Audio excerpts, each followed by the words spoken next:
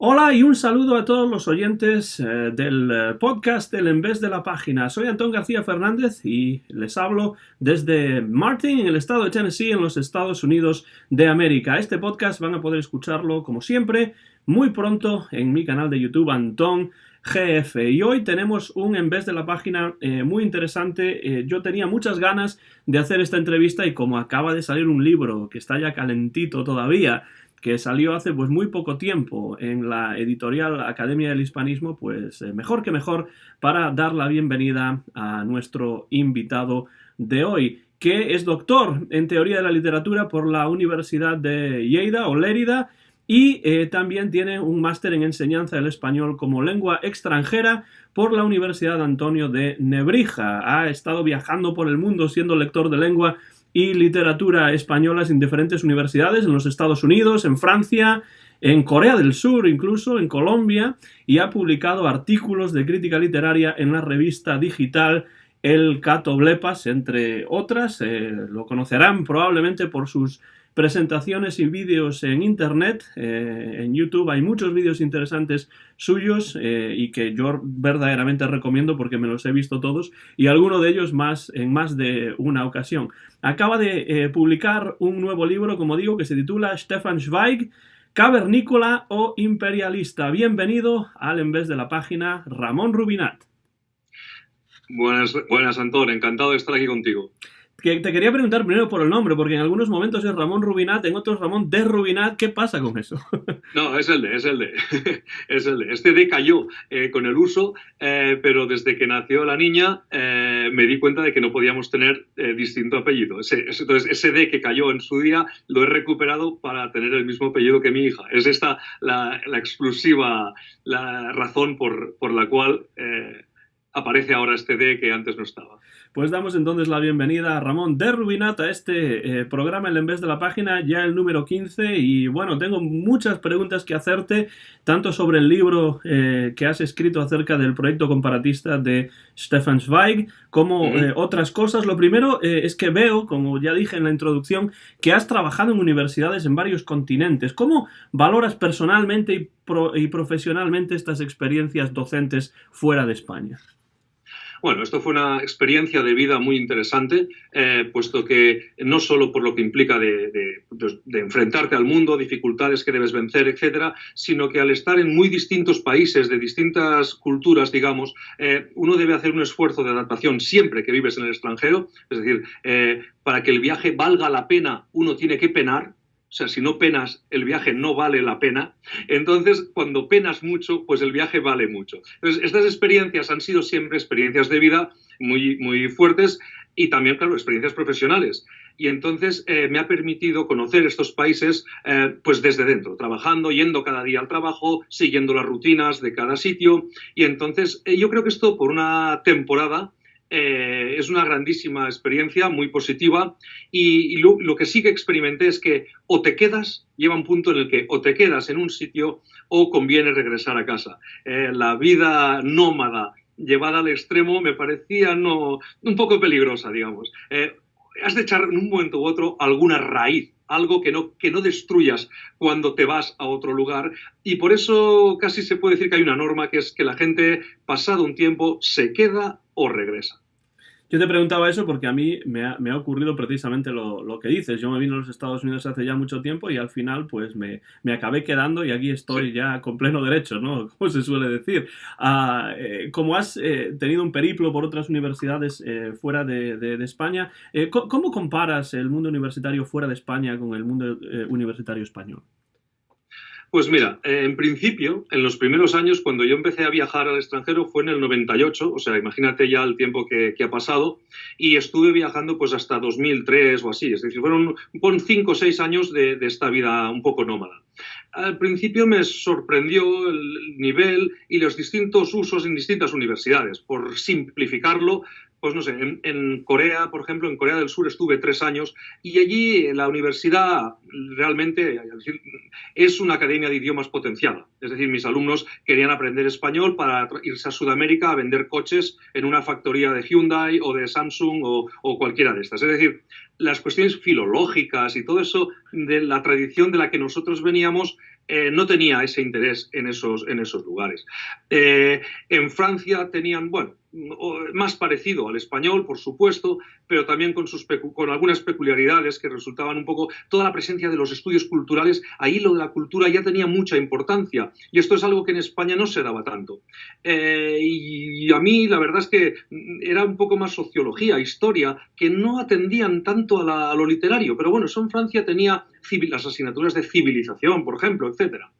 Luego en Estados Unidos me di cuenta de que, bueno, las cuestiones de las minorías, pues a la hora de tratar la literatura, tenían también un poder muy grande a la hora de encarar los estudios literarios. Es decir, que en cada sitio tenían unas particularidades que realmente, pues bueno, impactaban un poco con la tradición de la que tú venías. Ahora bien, cuando regresé, esto les pasa a muchos, el viajero que sale, ¿verdad? Cuando regresa cree que va a encontrarse aquello que dejó, y se cree que aquello que dejó era quizá muy bueno. Pues no. Cuando tú regresas te das cuenta de cómo está la cosa y te das cuenta que ha habido una especie como de ecualización general a nivel, yo creo, no sé si mundial, pero europeo, occidental, sí, a nivel occidental, en las universidades. Es decir, aquellas deficiencias o aquellos aspectos que no te gustaban tanto, que eran más, insisto, de estudios culturales, de estudios de civilización, etcétera, no estrictamente de análisis literario puro y duro,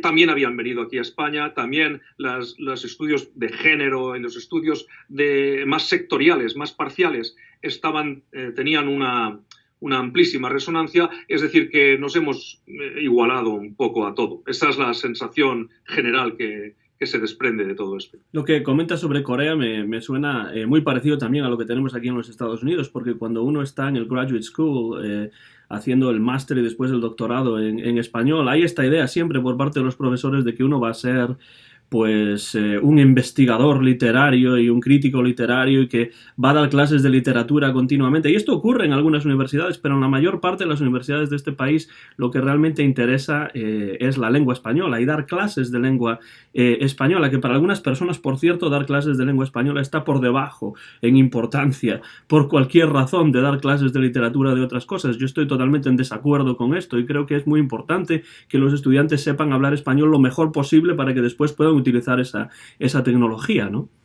Bueno, es que es imposible, si no. Es decir, si no es imposible, es la base. Es decir, el punto de partida es este. Ahora, si en la universidad detecta que los alumnos llegan con un nivel pues no muy bueno de español, pues tienes dos opciones, que es abandonarlos o encargarte de este problema. Es decir, y el problema es coger ese nivel, coger esos alumnos, subir el nivel y que sean capaces de entender lo que leen, que es el punto de partida del estudio literario. Es decir, el punto de partida de cualquier análisis o crítica literaria es entender lo que lees. Luego, esa competencia en lengua es fundamental, sí, es fundamental, por supuesto.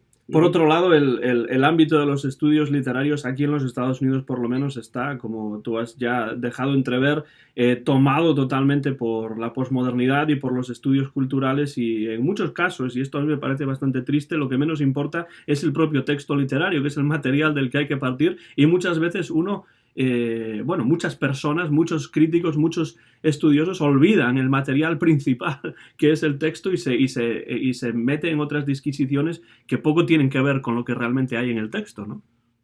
Porque no saben qué hacer. Mi teoría es que no saben qué hacer.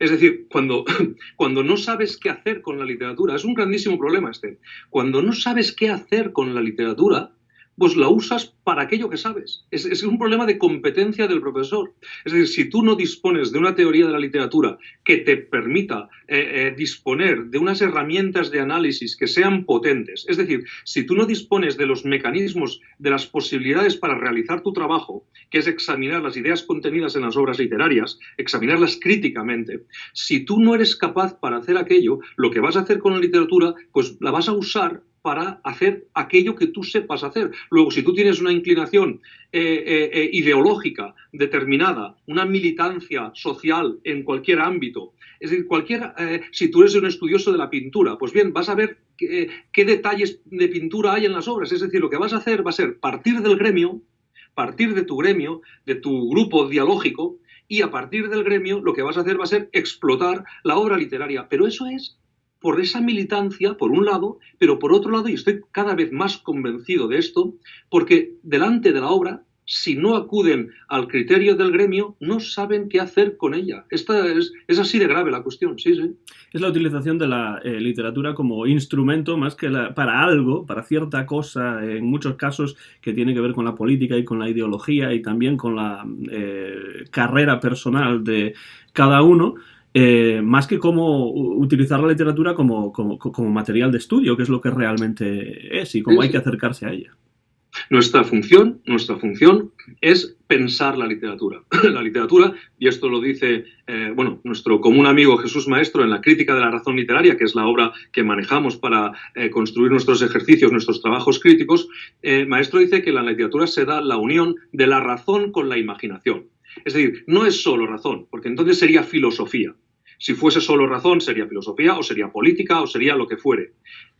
Pero a esa disciplina, a esos contenidos de razón, se le une la imaginación, es decir, la creatividad, la genialidad de los autores literarios. Y entonces, en esa simbiosis, en esa mezcla maravillosa, que es la mezcla de la imaginación con la razón, se da un racionalismo crítico que está dado a una escala, a la escala de la genialidad del autor. Es decir, está trabajado con todas las licencias y gamberradas, si tú quieres, y perversiones que quiera hacer el autor literario. Y eso es, en definitiva, un reto a nuestra inteligencia. Nosotros, al enfrentarnos a estas obras, no basta con atender a las ideas, porque las ideas pueden estar un poco, tendenciosa y astutamente trabajadas y ocultadas, sino que uno debe atender a esas ideas, a los contenidos estéticos y a las fábulas que nos narran los autores, que construyen los autores.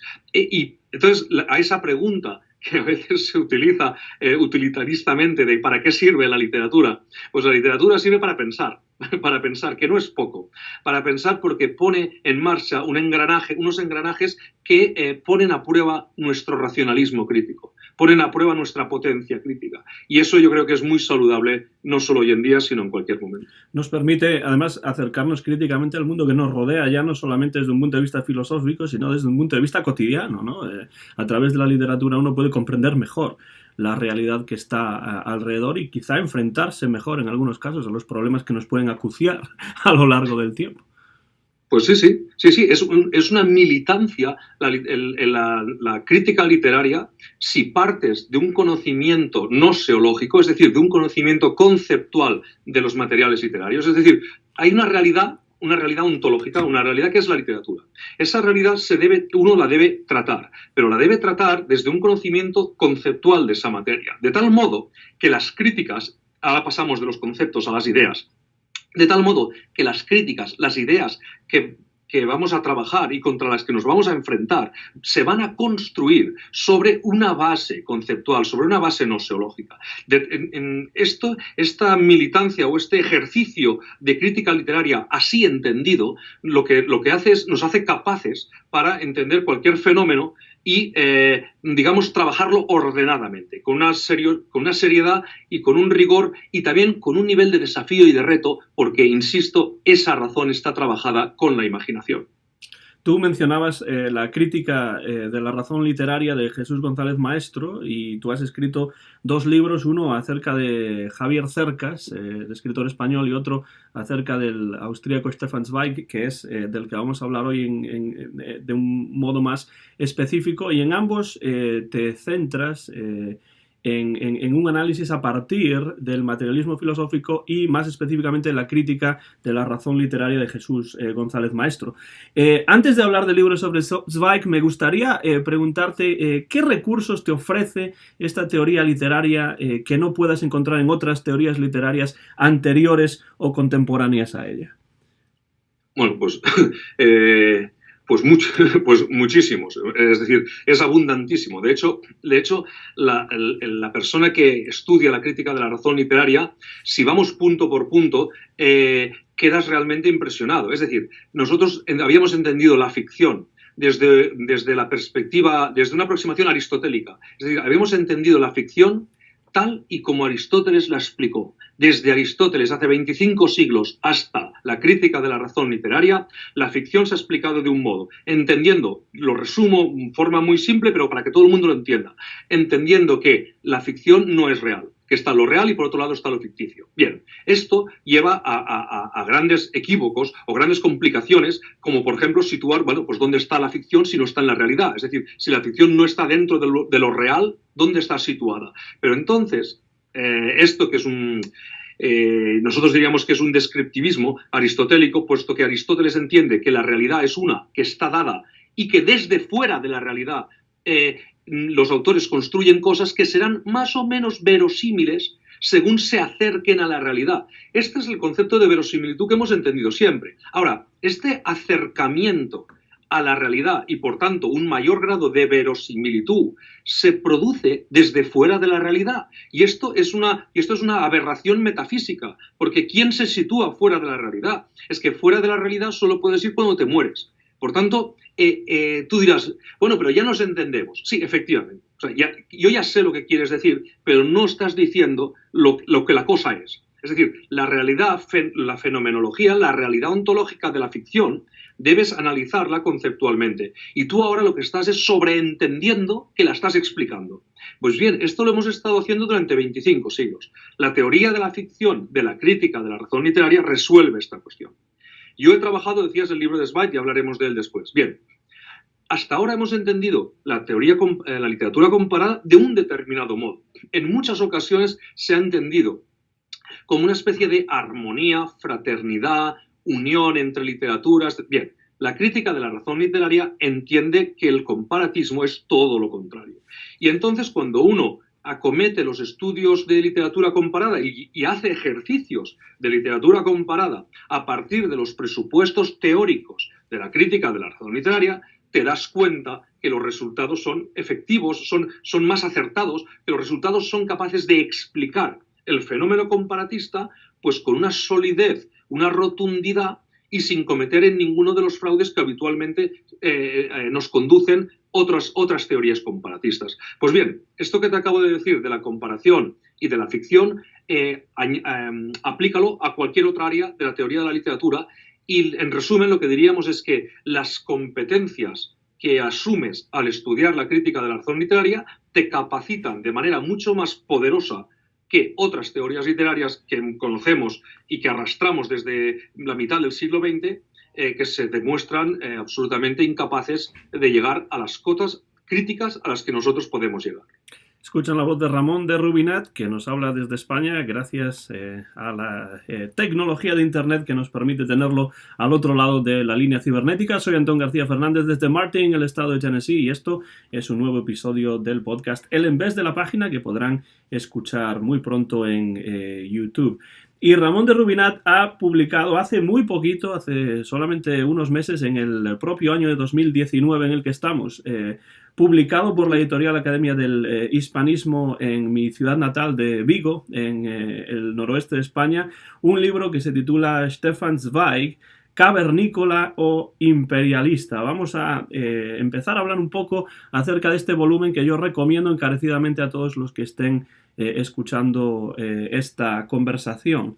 Lo primero que quiero saber, Ramón, es, después del libro que tú escribiste acerca de Javier Cercas, ¿cómo y por qué surgió este proyecto sobre Stefan Zweig?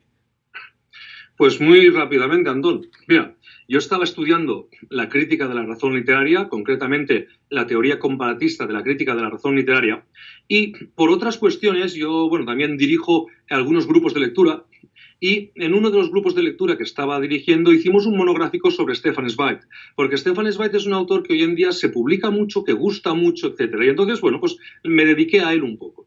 Y al trabajar la literatura comparada de Zweig, porque Zweig tiene 3 obras dedicadas a comparar autores literarios europeos, Stefan Zweig decía una cosa muy sospechosa. Y te la voy a decir. Y en ese momento, cuando leí aquello, me determiné a escribir este libro. Y Stefan Zweig, en 3 maestros, dice lo siguiente. Dice, no voy a hacer ningún juicio de valor entre los autores que voy a tratar. Y por otro lado decía, no voy a marcar los caracteres nacionales de los autores que trato. Bien, y claro, simplemente leyendo con atención las obras de Zweig, uno se da cuenta que Zweig hace juicios de valor. Sí que los hace constantemente. Pero esto no era tan importante. Era la segunda cuestión la más importante. No voy a marcar los caracteres nacionales. Y entonces yo me di cuenta de que en todos sus ejercicios comparatistas, los autores alemanes resultaban ganadores del ejercicio comparatista respecto de los autores rusos, ingleses, franceses e italianos. Y entonces, efectivamente, no era cierto que no marcase, decía Zweig, no voy a marcar con simpatía o aversión estos caracteres. Pues yo lo que encontré es que marcaba con aversión a los autores no alemanes y que marcaba con simpatía a los autores alemanes. Y esto es una lucha, esto es una guerra entre autores, precisamente esto es la teoría comparatista que defiende la crítica de la razón literaria. La crítica de la razón literaria defiende la literatura comparada como una construcción, un invento occidental, una construcción nacionalista, y aquí está la cosa, y una interpretación ética, diremos, una interpretación que hacemos nosotros de una literatura ajena para apropiárnosla, para colonizarla, para neutralizarla en una dialéctica de estados. Claro, esta óptica, esta aproximación tan beligerante de la crítica de la razón literaria, esto es lo que yo estudiaba desde el punto de vista teórico. Pero es que al leer a Zweig me di cuenta de que sus ejercicios comparatistas incurrían en todo momento en lo que la crítica de la razón literaria decía. Claro, cuando advertí esto, pues me determiné a escribir un libro en el que explicase pues, precisamente el funcionamiento de este comparatismo militante y belicista de Stefan Zweig, el hombre que se conoce por su pacifismo y su fraternidad y su irenismo. ¿Son estas las razones, el pacifismo, la fraternidad, el irenismo del enorme éxito y prestigio que ha tenido y que todavía tiene Stefan Zweig o hay algunas otras? Porque lo que es cierto es que en el momento de apogeo de Zweig, en los años 20 y los años 30, momentos importantes y convulsos, por cierto, de la historia de Europa, y especialmente también de esos países de habla germana que tan cerca de su corazón estaban, él era uno de los escritores de mayor éxito y mayor prestigio en todo el mundo. Hoy en día incluso su obra se sigue recuperando y se sigue promocionando. ¿A qué obedece el éxito de Zweig en el pasado y cómo es que ha pervivido tanto tiempo? Bueno, ha pervivido con la interrupción del nazismo. Y yo creo que la explicación es muy buena pregunta, porque es que realmente es así. Y la explicación yo creo que es por el mismo motivo. Es decir, fíjate que Zweig en sus memorias explica cómo es la Viena de aquel momento. Y todo era arte, música, orquestas sinfónicas, poetas, literatos. Estos judíos burgueses de esa Viena eran personas cultivadas que se situaban en una elevación por encima de los demás, insisto, por esta formación que tenían exquisita en todo tipo de cuestiones culturales. Claro, a Zweig esto le procuró un éxito increíble en aquella época, fue un autor de muy reconocido prestigio. Esto se interrumpió con todo el nazismo, etc. ¿Y por qué gusta tanto hoy? Pues hoy gusta tanto porque hoy seguimos creyendo en el mito de la cultura. Seguimos creyendo que la cultura nos hace buenas personas. Esto es así. Seguimos creyendo que la cultura nos hace buenos, que nos hace personas de mejor para convivir, para un mejor entendimiento de las cosas, para una mejor tolerancia de las diferencias. Entendemos que la cultura sirve para esto. Y, por tanto, un autor que habla del hermanamiento, de la fraternidad, que habla sobre todo de la tolerancia, y un autor que abomina de la guerra, de la violencia, como si negando la guerra y la violencia fueran a desaparecer. Pero este punto naif que se tenía en aquella Viena, es el punto naif de nuestras sociedades del bienestar. Nuestras sociedades del bienestar ignoran o niegan la guerra y la violencia porque las encontramos groseras, las encontramos tercermundistas, las encontramos atrasadas, como si no fuera con nosotros, como si la guerra y la violencia no formasen parte de nuestra cotidianidad. Pues yo creo que en ese espejismo de la comodidad de entonces es el mismo espejismo de la comodidad de ahora. Y por eso, por esa misma razón, gustaba Zweig entonces, y por esa misma razón, nuestro presente posmoderno, pacifista, irenista, aborrecedor de la violencia y la guerra, reivindica a Zweig como una de sus figuras fundamentales. Y frente a esta reivindicación de la que hablas, yo desde luego no puedo estar más de acuerdo con lo que comentas. Es casi una pregunta cuya respuesta yo más o menos ya sabía, pero que tú has verbalizado de una manera excelente. Enfrentándote de alguna manera a esta aceptación de la obra y de los contenidos, de los mensajes quizá, de las ideas contenidas en la obra de Zweig, tú te acercas a su obra, sobre todo la obra comparatista, desde un punto de vista crítico, leyéndola con atención, y de ahí sale un título que me parece muy interesante para el libro, que es Zweig, cavernícola o imperialista. Tenemos una pregunta disyuntiva ahí en el título y me gustaría que explicases un poco esa disyunción, esa pregunta quizá retórica o no del título, y por qué ese título de cavernícola o imperialista Stefan Zweig. Pues mira, lo voy a explicar y aparte también me va muy bien que preguntes esto. Fíjate, en la crítica de la razón literaria, construida por Jesús Maestro, una de sus principales aportaciones es una cuestión absolutamente revolucionaria. Esto no se había dado hasta que Maestro lo construyó.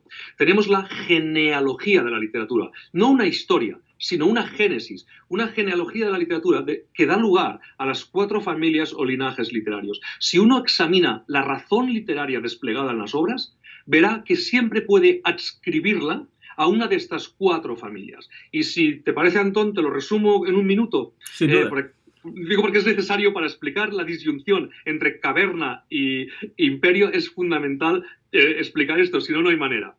Muy rápidamente, de forma sintética, cuando ustedes lean una obra y se enfrenten a la razón contenida en esa obra, verán que la podemos situar en una de estas 4 familias. O bien es una literatura primitiva dogmática, que se caracteriza por el acriticismo y el irracionalismo. Piensen ustedes, por ejemplo, en el paraíso que sale en el Corán. En el paraíso que sale en el Corán se dice que hay un árbol cuya copa es tan grande que proyecta una sombra tan gigantesca que un jinete montado en un caballo veloz tardaría 100 años en salir de esa sombra. Bien, esto es una exageración, pero esto forma parte de la literatura que nosotros conceptualizamos como primitiva dogmática. Contra esta literatura impacta el racionalismo crítico de la literatura crítica o indicativa. Piensa, por ejemplo, cuando Cervantes explica en la Numancia que dice la Numancia: no tiene aquí fortuna parte alguna, cada cual se fabrica su destino. Esto significa que no hay Dios que haga que las cosas sucedan de un modo. Es el hombre el que labra su futuro. Esto impacta contra la literatura primitiva dogmática. Rápidamente, la programática o imperativa es aquella literatura que surge, por ejemplo, pues de un programa, de una receta. Es lo que le sucedió, por ejemplo, a la literatura de vanguardia, que todas las obras tenían que cumplir lo que los manifiestos vanguardistas habían dicho. Esa literatura se caracteriza por las notas de acriticismo, pero racionalidad. Y luego, por último, está la literatura sofisticada o reconstructivista. Esta literatura lo que hace es fingir un irracionalismo de diseño para vehicular una crítica. Piensa, por ejemplo, en el final de Esperando a Godot, en el que hay 2 personajes que dicen: bueno, ¿qué? ¿Nos vamos? Y dice: vale, sí, nos vamos. Y entre paréntesis leemos: no se mueven. Luego, el irte, decir que te vas y no te mueves, es un irracionalismo. Pero es un irracionalismo que el autor ha construido para denunciar la crítica del hombre que está sujeto todavía a la divinidad, un hombre que está sujeto a lo trascendente, que a pesar de que su voluntad sea irse, no se puede mover del sitio en el que está. Esto es irracional, pero es un irracionalismo de diseño. Y ahora, muy rápidamente, vamos a Zweig. Zweig explota toda una retórica pacifista y habla de teocracia de la belleza, supranacionalismo del espíritu. Habla una serie de construcciones que son retóricas y que no se las cree nadie. Es que esto no significa nada, el supranacionalismo del espíritu. Bueno, significa que Europa se unirá por encima de las naciones, no políticamente, sino que se unirá culturalmente, porque Zweig aborrece la política. Entonces, esa unión no será política, será cultural. Claro, esto es un irracionalismo absoluto, porque una unión de las naciones es una unión política, pero Zweig la niega. Bien, esta negación pero ahora la pregunta clave es la negación de lo político, teocracia de la belleza, la negación de lo que la teocracia tiene de político. Esto es un absoluto irracionalismo. Entonces, esto es porque Zweig, y aquí viene la caverna, explota una literatura primitiva o dogmática, es decir, los irracionalismos de la literatura primitiva o dogmática que se fundamentan en el mito, la magia y la religión, mito, magia y religión.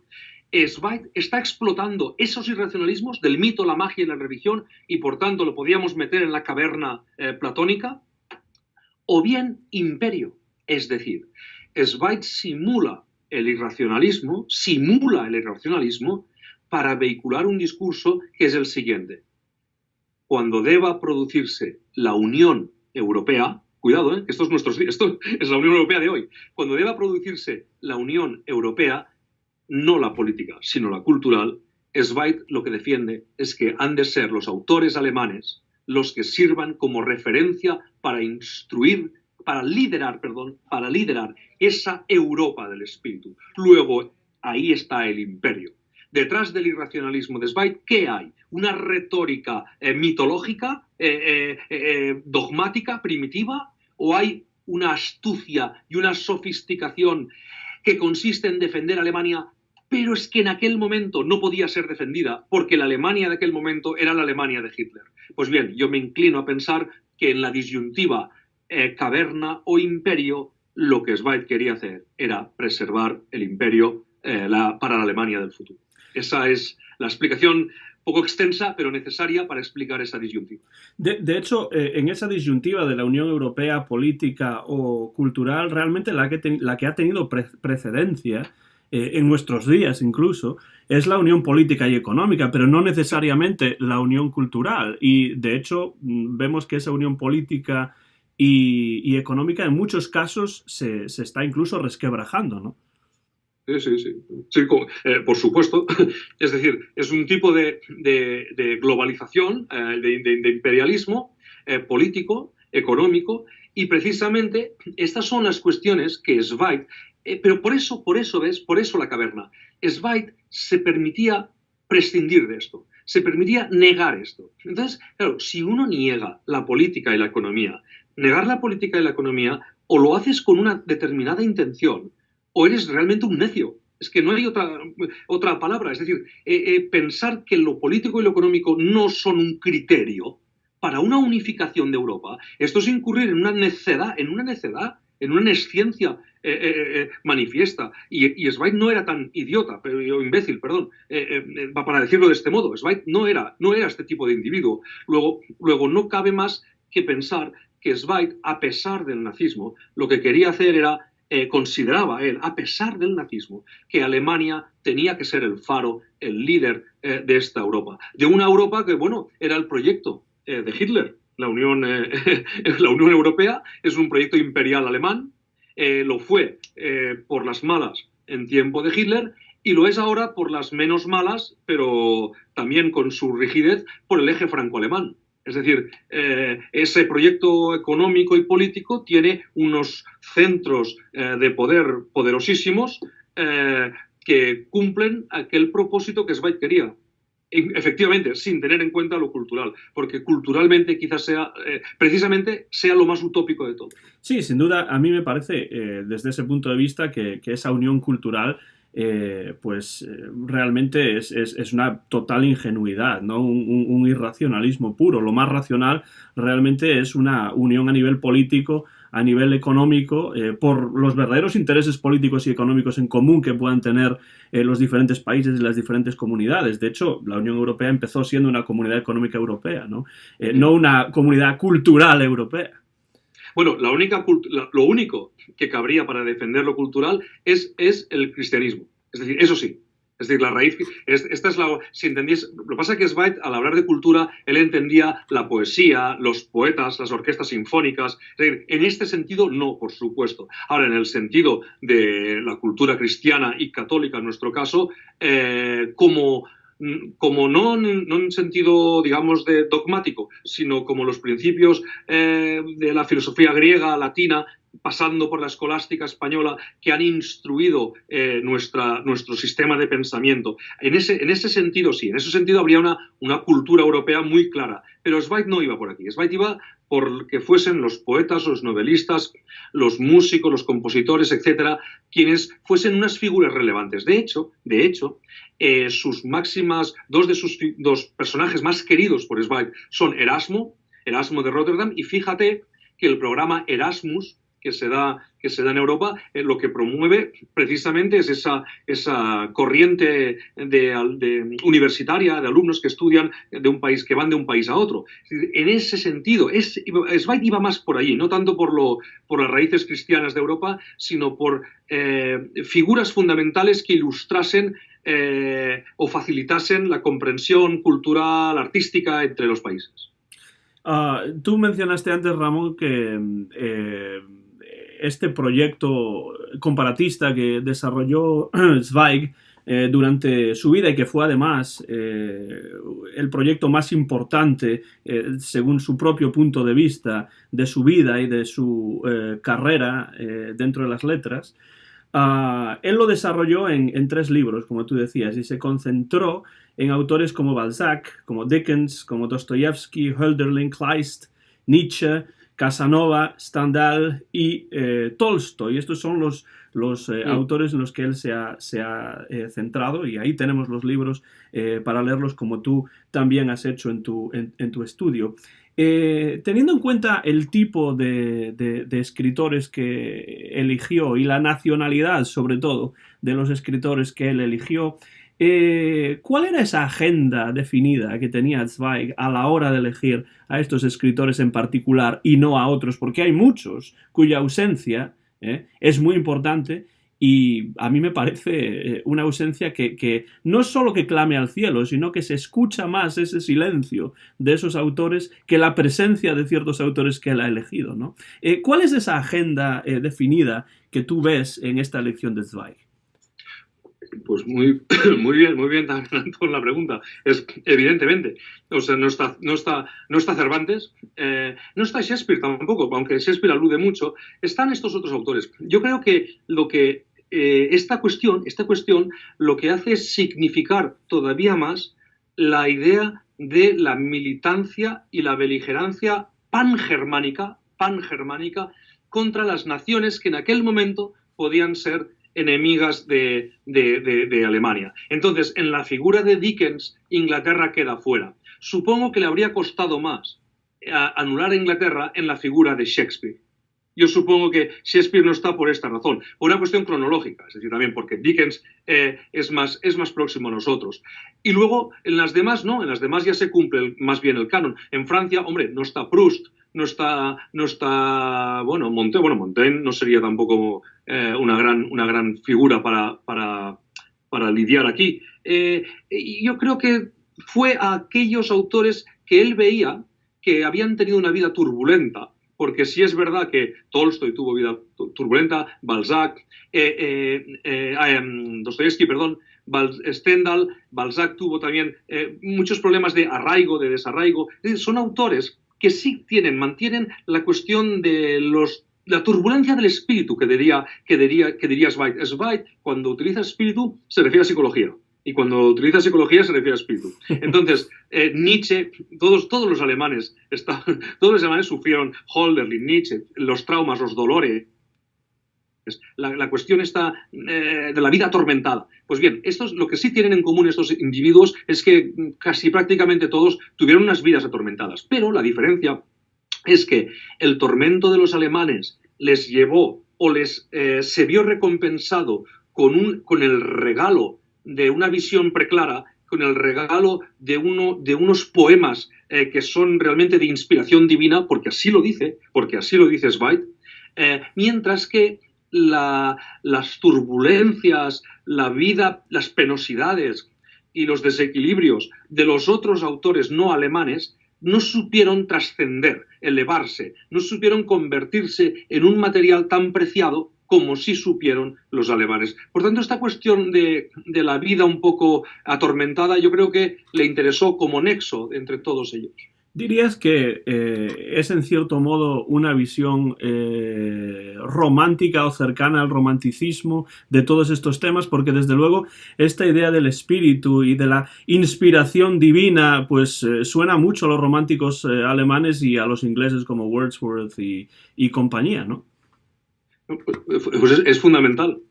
Es que así es. Es que Zweig, de hecho, yo he trabajado en el libro todo el aborrecimiento que Zweig hace de lo sistemático, de la razón, de la lógica, los esquemas y los conceptos. Todo lo que implica razón está cuestionado. Fíjate que Zweig dirá, por mis tendencias queda creada una valla opuesta a toda idea de delimitación. O sea, una valla a la valla. Es una valla a la valla. Cualquier tipo de delimitación, acotación, cualquier tipo de actuación de la razón sobre el contenido poético es una violencia inasumible. ¿Por qué? Porque el contenido poético, y así lo expresa Hölderlin, uno de sus poetas, es el regalo que el poeta toma, es el regalo que el poeta toma de Dios, ¿sí? de la luz del Padre, es la luz del Padre que el poeta toma, la envuelve en sus canciones y la da a la gente. Luego el poeta es el vate inspirado, es el transductor que vehicula, que traspasa el mensaje divino de la luz a la gente, al pueblo.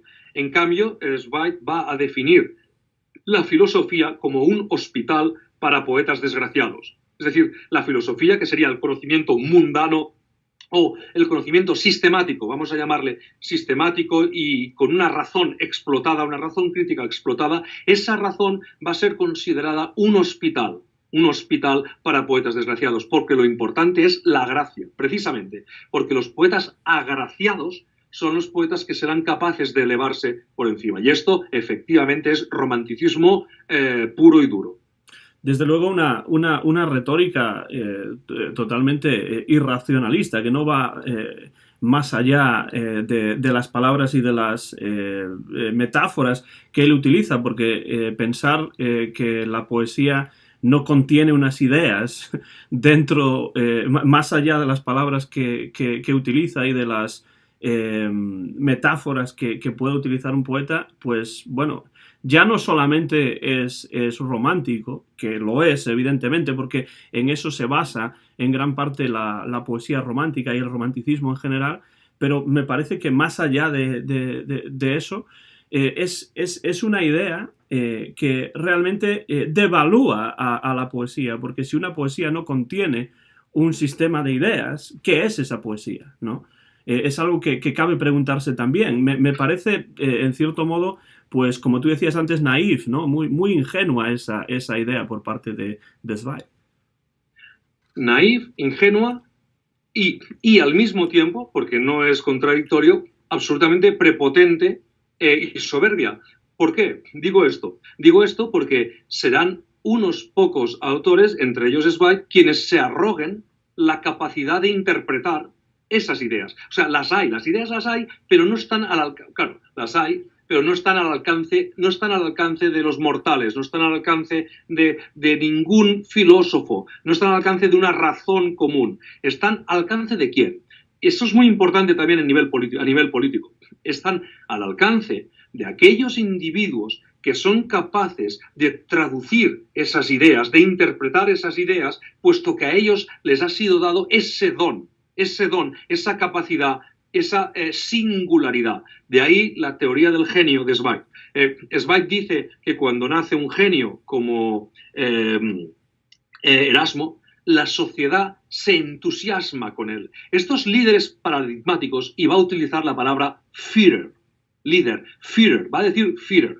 Pues estos líderes que han de guiar la teocracia de la belleza, el supranacionalismo del espíritu, son los líderes a los cuales les ha sido dada la capacidad de trabajar con las ideas contenidas en estos poemas. Ellos sí las pueden entender, pueden trabajar con ellas.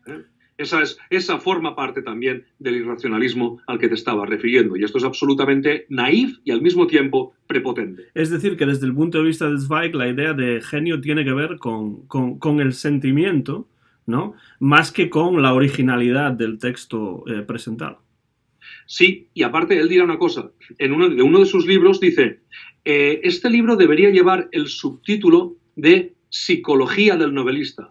Y Zweig allí se arroga, toma para sí la capacidad de entender, vislumbrar, siempre es vislumbrar, sentir, captar, nunca es pensar, ordenar, sistematizar. No, este léxico de la razón en ejercicio, no, es la percepción, la sensación. ¿Qué sensación? Pues la sensación, dice él, de la recóndita unidad de la ley íntima que rige la construcción de caracteres. Traducido para que lo entienda todo el mundo.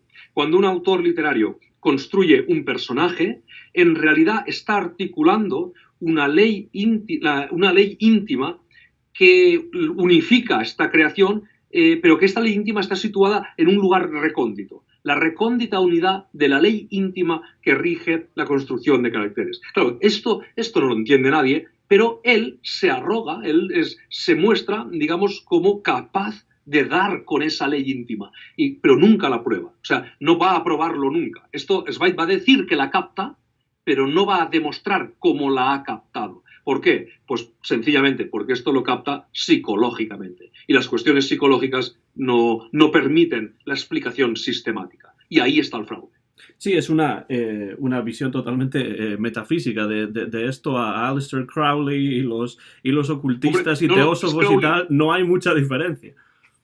Yo lo he escrito en algún sitio. Es Crowley. Es exactamente Crowley. Es este tipo de individuos inspirados. Efectivamente, es Crowley. Bueno, no lo he leído, que tú lo hayas escrito, pero desde luego es lo que me hizo pensar cuando lo estabas describiendo, desde luego. Sí.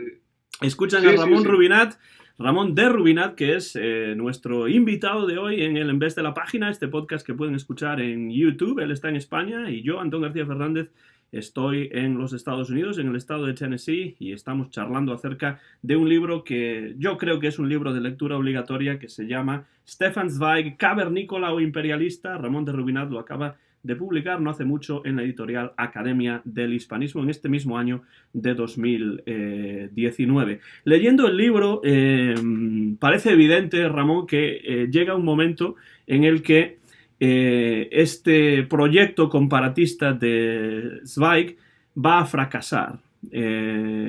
Por lo menos desde el punto de vista del propio Zweig, él tiene esta sensación, otra vez la palabra sensación, pero bueno, se da cuenta de que este proyecto acaba siendo un fracaso y esta es una idea que a él no le gusta en absoluto, evidentemente, que lo entristece mucho. ¿Cómo se puede explicar por qué consideras que fracasó en última instancia este proyecto comparatista tan, bueno, metafísico en cierto punto de Stefan Zweig? En sus memorias, Zweig dice literalmente que el proyecto de la Unión Europea cultural ha sido el proyecto de su vida. Y al final de su biografía, El mundo de ayer, al final de su biografía, en las páginas 450 y pico, o sea, ya muy al final, dice, y entonces me di cuenta de que el proyecto al que había dedicado toda mi vida había fracasado. ¿Qué sucedió entonces? Pues sucedió que la realidad de la política se impuso fatal y cruelmente a todo.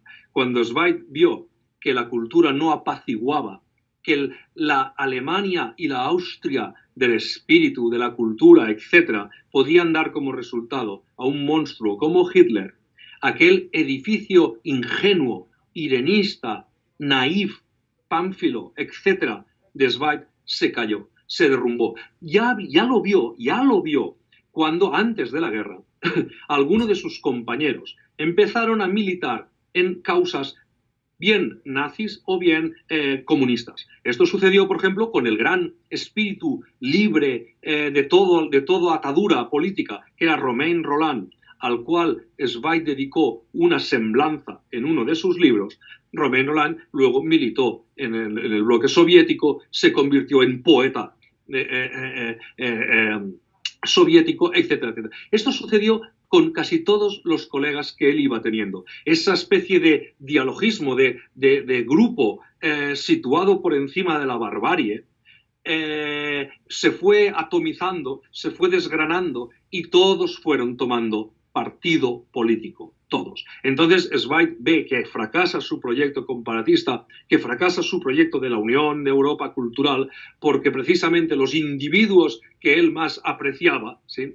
Empezaron a no poder obviar la política y, por tanto, a situarse políticamente. Y esto yo creo que para él resultó fatal. Dice en sus memorias, es muy duro vivir solo en la patria. Yo creo que esa frase es fundamental. Se quedó solo en la patria. Y entonces lo que hizo fue irse de la patria y se fueron a Brasil con su mujer a Persépolis, donde acabarían suicidándose. Pero esa frase, es muy duro vivir solo en la patria, dice en qué quedó el gremio, el grupo de intelectuales que tenían que ser esa referencia pacífica de Europa. Y de hecho, antes de llegar a Brasil, pasó por Londres y pasó también por los Estados Unidos, vivió en la costa este, en el estado de Nueva York, ¿no? También. Sí, y hizo una serie de viajes por Sudamérica, dando conferencias. Es decir, no, por supuesto, el final fue este, pero efectivamente, desde su exilio hasta su suicidio, podemos decir que es un tiempo de éxito abrumador, porque, bueno, él lo explica. Dice, esta tarde tengo una conferencia en Buenos Aires, esta mañana la he dado la conferencia, esta tarde la voy a repetir, para un aforo de no sé si más de 200 personas, pagando entrada, y estaban todas las entradas vendidas. O sea, él explica, era una estrella del rock, era pues una estrella literaria, era una estrella, un conferenciante estrella. Era un conferenciante estrella que estuvo, pues nada, triunfando por todo el mundo. Era como el Dickens que tanto criticó, ¿no? Pues era el Dickens que gustaba tanto a la gente, pero que no tenía elevación. Dickens no sirve porque no tiene la gracia de los poetas alemanes. Pero para volver a lo de Zweig, es verdad que antes de su suicidio disfrutó del éxito, pero yo creo que lo que no digirió fue el ocaso de sus ideas. O sea, ver su Alemania, ver su Pangermania tomada por los nazis y que todo su ideario pacifista y culturalista no había servido para nada, que la política grosera y ruin y vulgar, como él la entendía, se imponía, yo creo que aquello fue definitorio. Hemos mencionado ya, Ramón, que uno de los silencios en la obra comparatista de Zweig y uno de los personajes literarios que no aparece en esa obra comparatista es Miguel de Cervantes. Y esto hace que se me ocurra la pregunta de cuál es la actitud que Stefan Zweig adopta en sus escritos comparatistas en relación con España y con la literatura española en particular. Simplemente la ignora, la critica. ¿Cómo se ve España desde el punto de vista pangermánico, nacionalista de Zweig? Bueno, pues no, a España la obvia, no la cita en absoluto, y no solo eso, sino que explota la leyenda negra antiespañola. Piensa que pero la explota también, es muy curioso, la explota a veces de forma explícita, o sea, refiriéndose pues a todos los tópicos negrolegendarios, sobre todo de la conquista de América que te puedas imaginar, pues los explota todos. Pero fundamentalmente por el silencio, por lo que calla. Tú lo has dicho, y yo creo que esto es fundamental, porque obviar a Cervantes en esta revisión de los individuos o los escritores fundamentales del Occidente no puede ser gratuito. O sea, no sé, yo creo que sí que lo he leído, porque lo cita muy lateralmente en algún punto, por tanto lo conoce, pero no haber atendido a Cervantes es realmente notorio, es muy sintomático. Y si fuese, no lo sé, si fuese por ignorancia, pues mal. Y si es por cinismo, porque sabe de la potencia de Cervantes, pero la calla, pues todavía peor. Es decir, cualquiera de las posibilidades, yo creo que la explicación más que es por este lado sería pues porque no considera a España relevante para ese concurso de naciones que tienen que convertirse en líderes o vanguardia de Europa, con referencias para esa Unión Europea. Yo creo que esta explicación sería más útil para explicar esto. Es decir, no hablo de Cervantes porque no considero a España en este concurso de naciones. Por ahí se podría explicar mucho mejor, creo, esos silencios notorios, estruendosos, podríamos decir. Y más estruendosos si cabe cuando tenemos en cuenta que muchos escritores y teóricos alemanes del romanticismo hacia el presente y teniendo en cuenta que más o menos en esa misma época un escritor germánico como Bruno Frank que estaba escribiendo Un hombre llamado Cervantes, una novela histórica basada en la vida de Cervantes, que Zweig obvia Cervantes, para mí es bueno, no voy a decir una injusticia porque no se trata de justicia o injusticia, pero sí desde luego pues un silencio que habla muy alto, ¿no? Pero no solo Cervantes, es decir, tiene toda la tradición de filósofos alemanes del XIX que se ocuparon, pero no solo de Cervantes, de Calderón de la Barca. Es decir, es que hay unas figuras de la literatura española fundamentales para Alemania y estoy pensando en Calderón. Si Calderón ha generado una bibliografía en Alemania abrumadora, y ni una sola palabra de él. Por tanto, este tipo de cuestiones, es decir, que falten todos, no puede deberse a que no considera a los autores, debe deberse a que no considera la nación. Porque si no, pues digamos, vale, pues no saldría Lope o no saldría, yo qué sé, Garcilaso, vale. Pues no saldría Lope, pero saldría Calderón. O no saldría Calderón, pero saldría Cervantes. Pero la cuestión es que no sale ninguno. Entonces, como no sale ninguno, yo creo que esto tiene que ser debido forzosa, obligatoriamente, a que no le interesaba considerar a España en esta lucha de naciones para ser referencia del supranacionalismo del espíritu. Y cuando salen otros como Dickens, si no son de habla germana, pues salen para ser criticados sistemáticamente, ¿no? Bueno, para anular a Inglaterra. Es decir, Inglaterra queda anulada en el concurso de genios y de figuras fundamentales que han de instruir el supranacionalismo del espíritu, queda anulada en la figura de Dickens. Rusia queda anulada en las figuras de Tolstoy y Dostoyevsky y Francia queda anulada en las figuras de Balzac y Stendhal. Y Casanova, Italia y lo meridional, digamos, quedan anulados en la figura de Casanova. Es decir, esta es la guerra que el comparatismo de Zweig lleva a cabo y que Zweig quiere que el pangermanismo venza.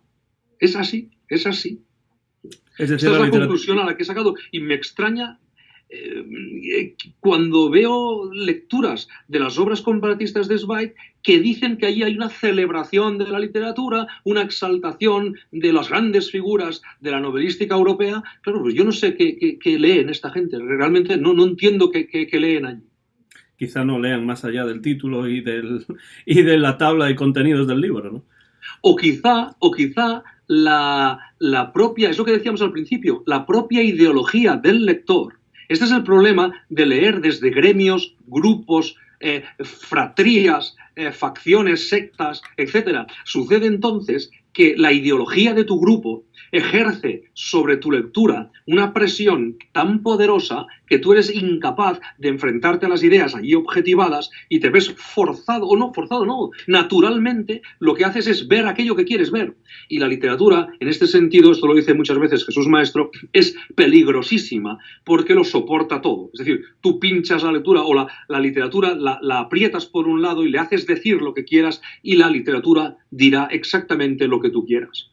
Este es uno de los problemas o al mismo tiempo virtudes y problemas que generan las obras literarias, que todo lo permiten. Una de las frases de Jesús Maestro que me viene a la cabeza, ya que has citado esa, acerca de la literatura, es esa en la que él dice que la literatura es una trampa para aquel que no sabe razonar, ¿no? Y creo que esto para mí es una descripción, bueno, que está, yo creo que ha dado con la clave de lo que realmente es la literatura, porque acercarse a la literatura desde el sentimiento, desde el irracionalismo y no desde el racionalismo y que la literatura no nos haga pensar tanto sobre la literatura como sobre lo que nos rodea, porque claro, al fin y al cabo la literatura es parte de la realidad también. Y desde ese punto de vista la idea de la ficción como una realidad no operatoria me parece de las contribuciones más importantes de esa crítica de la razón literaria de Jesús Maestro. Esto es fundamental. Es decir, que la literatura es una trampa para quien no sabe razonar, pero esto le sucede al ideólogo, al individuo ideologizado, perdón. El individuo ideologizado, el individuo que milita en una facción o grupo, no puede desplegar un racionalismo crítico, porque lo que tiene que hacer es plegarse, ceñirse al racionalismo crítico de su grupo, de tal modo que solo utilizará el texto como pretexto, utilizará el texto literario como pretexto para vehicular un discurso, un programa, y será incapaz de ver lo que objetivamente está construido allí. Y sí, efectivamente, es una trampa para quien no sabe razonar. Respecto a la contribución de la idea de la ficción, bueno, es fundamental. Es decir, entender que la ficción existe, que las ficciones existen, que tienen existencia, porque si no, no estaríamos hablando de ellas. No hay ningún problema en eso. La cuestión es que el tipo de existencia que tiene, y es una existencia no operatoria, efectivamente, pero esto solo lo puedes decir y solo lo puedes considerar si dispones de una teoría ontológica, es decir, de una ontología, es decir, de una teoría sobre el ser. ¿Qué tipo de existencias hay? Pues hay existencias fisicalistas, hay existencias psicológicas y hay existencias lógicas. Entonces, las ficciones son existencias psicológicas, es decir, construcciones de la genialidad de los autores y, por tanto, existen. ¿Cómo no van a existir? Si llevamos 500 años hablando del Quijote, ¿cómo no va a existir el Quijote? Lo que pasa es que no puedes decir que no existe. Lo que pasa es que sí debes decir que el Quijote tiene una existencia operatoria limitada a la estructura formal que lo contiene, es decir, limitada a las páginas del libro. Don Quijote existe y Don Quijote hace cosas, pero solo hace cosas en la obra, hace las cosas que Cervantes quiere. Esto, sin entrar en grandes debates, podríamos decir, claro, fíjate, la cuestión de la existencia de Dios no la vamos a tratar aquí, pero se podrá discutir. Ahora, lo que no se puede negar es que existe. La otra cuestión es la cuestión de la operatoriedad. Es decir, ¿Dios hace cosas fuera de la Biblia? Pues el creyente cree que sí y el que no, no. Pero no puedes negar que exista algo de lo cual llevamos hablando 2000 años, ¿verdad? Ahora, es el tipo de existencia. Pues bien, este tipo de precisiones, una teoría ontológica, una teoría del ser, una cuestión de existencia operatoria, de existencia no operatoria, todo este tipo de cuestiones están en la crítica de la razón literaria y por eso decíamos que la crítica de la razón literaria te capacita y te permite desplegar un racionalismo crítico de una potencia que hoy en día, insisto, no tiene igual, no tiene parangón.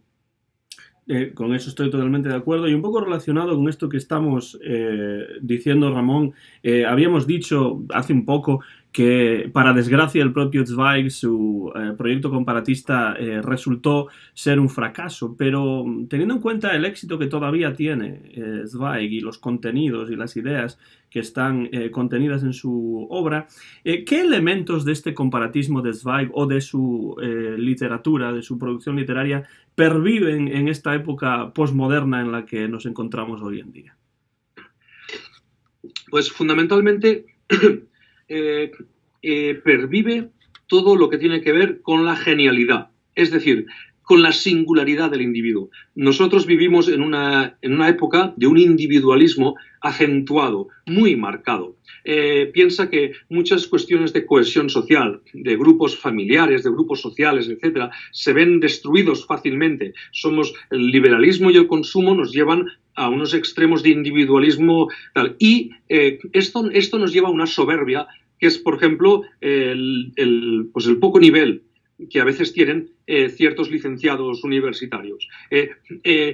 Yo ya me basto, con la psicología me basta, con lo que yo opino me basta, con lo que yo sé ya me basta. No es necesario estudiar, no es necesario estudiar. O sea, es esta...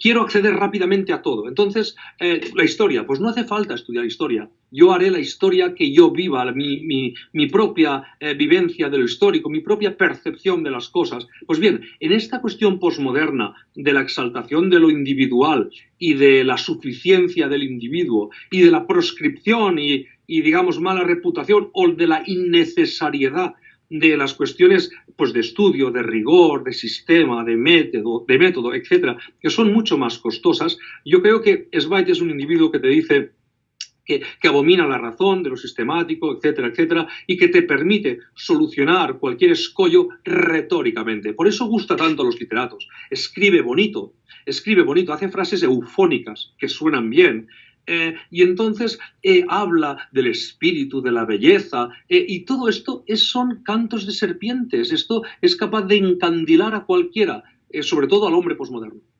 En términos futbolísticos es el juego bonito de la literatura, en cierto modo. Es un juego bonito de la literatura. Lo que pasa es que el juego bonito metía goles. Sí, claro. Bueno, aquí también nos mete algún gol. Es un juego bonito, sí. Escribe bonito. Luego, cuidado, yo me he encargado de la obra comparatista. Luego hay obras de Zweig, como por ejemplo, a mí me encanta el Fouché. La biografía que tiene del político francés es maravillosa.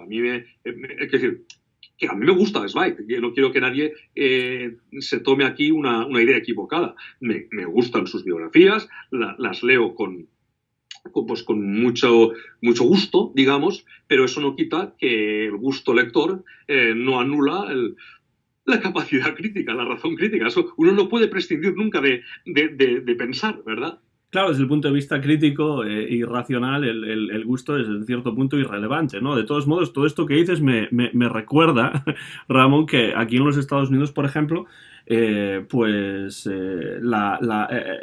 crisis de las humanidades tiene mucho que ver con este utilitarismo, ¿no? de la universidad como lugar productor de títulos para después salir al mercado laboral. Por eso muchas universidades estadounidenses pues están eliminando los requisitos de lengua extranjera. Incluso algunas se preguntan por qué tenemos que enseñar historia, cosa que me recordó lo que tú decías acerca de crear nuestra propia historia. ¿Tú crees que desde ese punto de vista, al menos desde el punto de vista de las humanidades, la universidad posmoderna actual está en crisis o no serías tan taxativo? Esto dependerá, esto lo estudia Sánchez Tortosa en un libro que se titula El culto pedagógico, cuando le preguntan sobre, y bueno, entonces, ¿ha fracasado el sistema educativo? Dice, bueno, depende de cuál era el objetivo. Es decir, si el objetivo era formar a gente capaz, sí, pero si el objetivo era servir de contenedor de unos individuos, trasladar el saber a los terceros ciclos, máster y posgrados, y que toda la, digamos, formación sea una especie de contenedor y de máquina de hacer dinero, entendiendo que las cuestiones más de contenido y más serias se van a trabajar en los terceros ciclos, entendiendo el sistema que tenemos aquí de másteres, posgrados, doctorados, etcétera. Bueno, pues entonces no habrá fracasado si nuestro propósito era que la universidad fuese un contenedor y una fiesta para los alumnos, es decir, 4 años pues de vivir sentimentalmente y intensamente la juventud. Pues bueno, pues bien, si se trataba de eso, habrá sido un éxito, ¿verdad?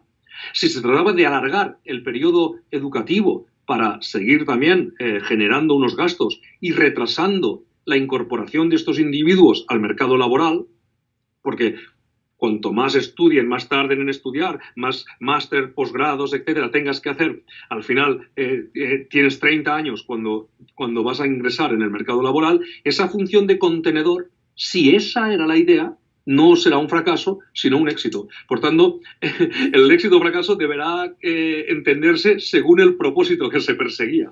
Además de eso, del contenedor de lo que tú hablas, también en los Estados Unidos, por lo menos, la universidad sí se ha convertido en un puro negocio. Es decir, las universidades, las instituciones están dirigidas como si de negocios se tratase, porque eso es lo que son, businesses, ¿no? Negocios.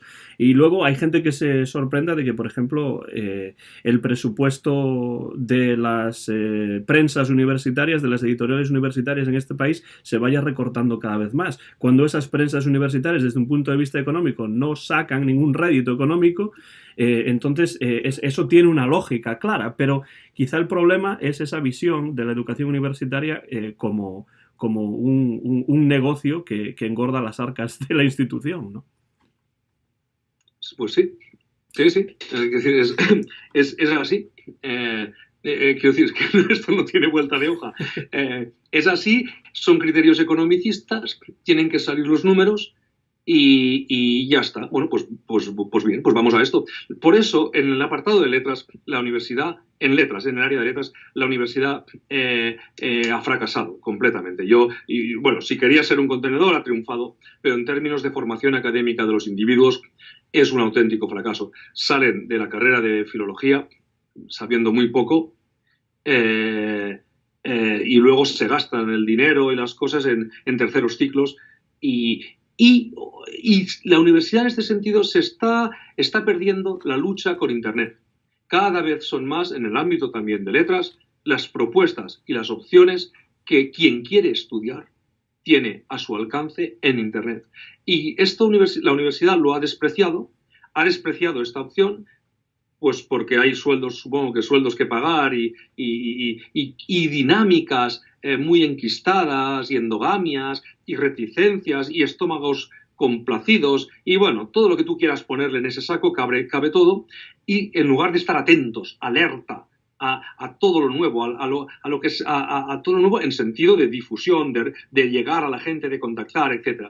Y eso Internet lo está haciendo maravillosamente bien, y la universidad está de espaldas, vergonzosamente de espaldas a este curso, a esta, digamos, dinámica de Internet. No así las ingenierías y algunas cuestiones de ciencias más duras, que sí las universidades en estos sectores no han podido prescindir tanto de Internet como lo han prescindido las áreas de letras. En letras se ha negado lo virtual, las redes, etcétera, como si estuviesen salvaguardando una esencia de autenticidad que realmente para mí es un error. Por no hablar, por cierto, por lo menos en los Estados Unidos, de las deudas monetarias terribles en las que incurren muchos estudiantes y que después se pasan todo el resto de su vida tratando de sufragarlas, y eso realmente es muy triste porque falta también mucha información por parte de las instituciones que se están aprovechando de este estado de cosas.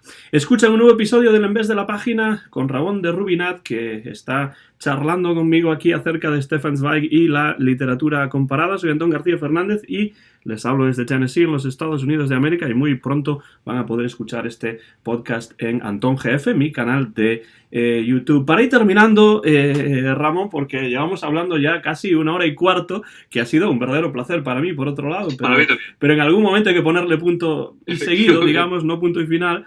Quería ir un poco atrás en el tiempo, porque sé que tú has escrito un libro acerca de Javier Cercas, el escritor español que tanta popularidad ha tenido en estas últimas décadas.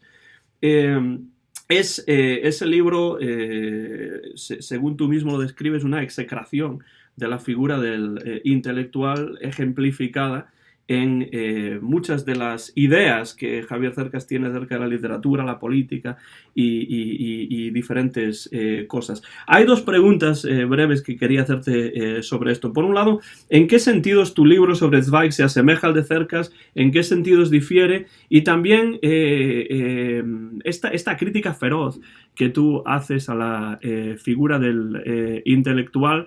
Evidentemente tú no tienes nada personal en contra de Javier Cercas, pero sí muchas cosas en contra de esta supuesta intelectualidad de ciertos personajes que pululan por el mundo de las letras. Esas son las 2 preguntas. Por un lado, ¿qué semejanzas y qué diferencias hay entre ambos libros? Y por otro lado, ¿cómo te acercas tú a la figura del intelectual posmoderno tal y como lo entendemos en la actualidad? Pues mira, la semejanza es que parto del mismo sistema crítico, o sea, de la misma teoría de la literatura, que es la crítica de la razón literaria construida por Jesús Maestro. Entonces, esto es lo mismo. Y es exactamente lo mismo la obligación del lector, la obligación del profesor de literatura fundamental, que es leer críticamente, no ser un abogado, sino ser un fiscal. Vamos a decirlo de este modo. Entonces, ¿qué hice con Zweig? He sido un fiscal, es decir, frente a las ideas objetivadas en esas obras, en lugar de aceptarlas acríticamente y dejarme seducir por su formulación estética, por su belleza, su eufonía, sus enunciados, lo que he hecho ha sido pues atender a los significados objetivados en esas obras y mostrar frente a esas ideas pues una beligerancia crítica inflexible. Entonces a mí, bueno, alguien me ha dicho, algún exprofesor me dijo que esto era inusual en la universidad, mi tesis doctoral. Claro, lo cual él me lo decía así como una recriminación, pero yo me lo tomé pues como una alabanza, pero también es sintomático. Es decir, hacer una tesis doctoral que sea crítica con la obra, con las ideas de un autor literario objetivadas en sus obras, que esto sea inusual, nos da a entender cómo está el patio, nos da a entender cómo está la universidad española en ese sentido, la universidad en general. Y respecto a lo de Cercas, la pregunta era, perdona. La pregunta sobre Cercas tenía que ver con la idea del intelectual. Es decir, sí, intelectual, sí. ¿cómo te acercas tú a esta idea de intelectual que proyecta Javier Cercas? No es el único, por otro lado, pero que los intelectuales en general en este mundo posmoderno en el que vivimos, esta imagen que proyectan del intelectual, ¿de qué manera tú te acercas a ella y cómo la criticas poderosamente? Perfectamente, entendido perfectamente. Hubo una polémica en prensa. El profesor Francisco Rico dijo que, para criticar la ley contra el tabaco, dijo que él en su vida había fumado un solo cigarrillo. Y es conocido que el profesor Rico fuma constantemente. Le llovieron las críticas por esto y Cercas quiso defender a su maestro, Francisco Rico, que es su maestro, diciendo que un periódico debe publicar la verdad, pero también debe publicar la otra verdad, una verdad emancipada de la tiranía de lo literal. Y a mí esta frase me llamó mucho la atención, fíjate que todavía la recuerdo después de tantos años, porque una verdad emancipada de la tiranía de lo literal significa una verdad cuya forma lingüística está emancipada de su realidad material. Es decir, una forma lingüística que no remite a nada. Una verdad emancipada de la tiranía de lo literal. Bueno, pues esto es la falacia. Una falacia es esto. Por tanto, Cercas estaba asimilando verdad a falacia y estaba diciendo que el periódico debía publicar esas verdades falaces, lo cual es un sinsentido absoluto. Entonces, a partir de aquí me interesé por artículos y luego me fui a sus obras y me di cuenta de que había un desorden absoluto, de que utilizaba los conceptos de verdad, mentira, realidad, ficción, existencia, inexistencia, citaba cuestiones de Aristóteles que cambiaba, entraba en todo tipo de contradicciones, pero no justificadas literariamente, sino contradicciones incluso en la lógica de sus propias obras. Aquel conjunto era realmente apabullante. Y entonces yo lo que hice fue pues irlas discriminando y vi, como te decía, que desde la crítica de la razón literaria podía dar cuenta de ellas. Y entonces pues lo que hice fue dar cuenta de ellas. Y esto es en lo que terminó mi tesis doctoral.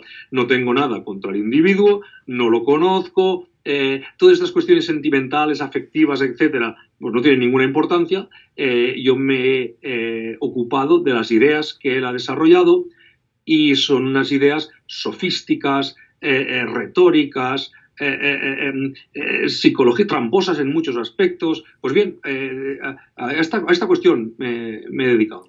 Toda esta desorganización de la que hablas creo que tiene mucho que ver con ese concepto, con esa idea de la teoría literaria de autor, ¿no? Que en algún vídeo tú has mencionado y que realmente lo que acaba siendo es una construcción sobre la literatura que es un batiburrillo de diferentes ideas que no están interconectadas de una manera racional. Es lo que da la sensación, sobre todo después de haber leído tu libro sobre Cercas y ahora este sobre Zweig, ¿no?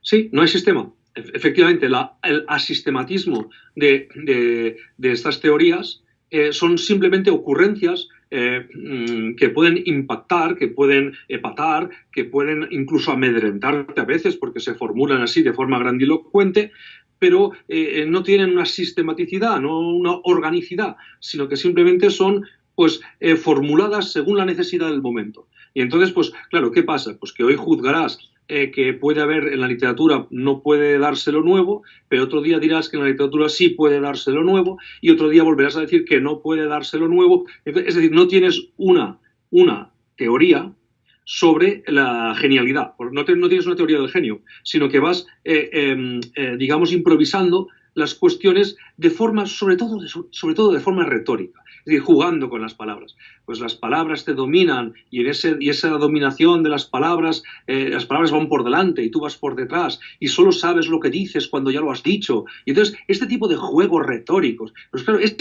así todo siempre. En lo teórico de Cercas. Y claro, esto realmente da como resultado una teoría literaria, unas ideas sobre la literatura, pero también sobre otros asuntos muy confusas, oscuras, etcétera, etcétera. Y donde dije digo Diego, como suele decir el dicho popular. Javier Cercas, Stefan Zweig, y ahora, Ramón, ¿qué es lo siguiente? ¿Cuáles son tus proyectos para el futuro? Sé que hay algo de lo que me hablabas fuera de micrófono, que es esta página web de Aula de Literatura. ¿Puedes hablarnos un poco de eso? ¿Qué es eso? Y después, ¿qué otros proyectos tienes para un futuro próximo o lejano o lo que sea? Bueno, pues inmediatamente es poner en marcha la página web Aula de Literatura, en la que mi intención es explicar y explotar la crítica de la razón literaria construida por Jesús Maestro. Es decir, explicarla para quien tenga curiosidad o necesidad de acercarse a ella y explotarla, es decir, realizar ejercicios de crítica literaria y colgarlos en esta página para dar a conocer la crítica de la razón literaria. Esto, digamos, es el proyecto inmediato y esto yo creo que puede estar activo, pues pongamos en junio, este junio ya estará activo, junio de 2019 ya estará activo. Y en cuanto a autores, no tengo ahora muy claro, o no tengo a un autor. Estoy trabajando cosas de Calderón, de la Barca, que me interesan especialmente. Hay alguna cosa, igual, algún proyecto teatral, no crítico, relacionado con esto, que igual podamos decir algo más adelante. Ahora simplemente leyendo, anotando, investigando, tomando notas y alguna cosa sobre Calderón creo que sí que acabaremos haciendo, aunque ni yo mismo ahora sé muy bien cómo va, qué sentido va a tomar esta línea. Pues cuando esté un poco más concretado ya, te volvemos a recibir en estos micrófonos a través de Internet y de las tecnologías internauticas, o quién sabe, a lo mejor algún día en persona, y podemos charlar sobre ello, porque desde luego, Ramón, ha sido un verdadero placer poder charlar contigo y tenerte como invitado aquí en un nuevo episodio del En vez de la página. Te doy las gracias por tu tiempo y, por supuesto, por tu trabajo también. Y yo a ti por tu atención y por lo generoso que has sido en esta entrevista. Yo también he estado encantado de hablar contigo. Un placer, Antón. Ramón de Rubinat, que nos habla desde España. Soy Antón García Fernández desde los Estados Unidos, y tanto su libro sobre Javier Cercas como su libro que acaba de salir de prensa sobre Stefan Zweig son dos libros pues que uno no puede obviar, y que yo creo que, como decía algún crítico acerca del libro sobre Javier Cercas, son dos libros, tanto el de Cercas como el de Zweig, que ha escrito Ramón de Rubinat, pues libros que cualquiera que se quiera acercar a la obra de estos dos autores de ahora en adelante, pues no puede dejar de leer, porque son dos libros que son, no solamente interesantes, pero absolutamente necesarios para acercarse a la obra de estos dos autores. El de Stefan Zweig se llama Stefan Zweig, Cavernícola o Imperialista, y acaba de salir en la editorial Academia del Hispanismo en este año de 2019. Se lo recomiendo a todos los que estén escuchando este programa, que ahora toca a su fin. Muchas gracias de nuevo, Ramón, y hasta la próxima en otro programa de El En Vez de la Página. Muchas gracias, Antón. Un abrazo. Soy Antón García Fernández y este ha sido un nuevo programa del En Vez de la Página, grabado en directo en Martin, en el estado de Tennessee, en los Estados Unidos de América. Como siempre, el copyright es de Antón García Fernández. El año es 2019 y podrán ver o más bien escuchar este programa en mi canal de YouTube, Antón GF. Muchas gracias por su atención y hasta la próxima ocasión. Se despide desde el estado de Tennessee, Antón García Fernández.